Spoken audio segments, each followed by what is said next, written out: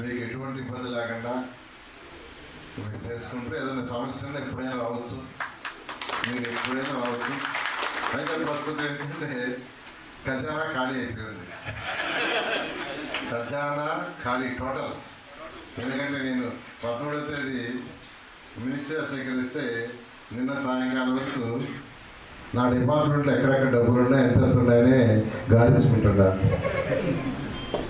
నా డిపార్ట్మెంట్లో ట్యాక్స్ ద్వారా కావచ్చు, లేఅవుట్ ద్వారా కావచ్చు 3,500 కోట్లు ఉంది. నిన్న సాయంకాలానికి 3,500 కోట్లు. కానీ ఒక పైసా లేదు,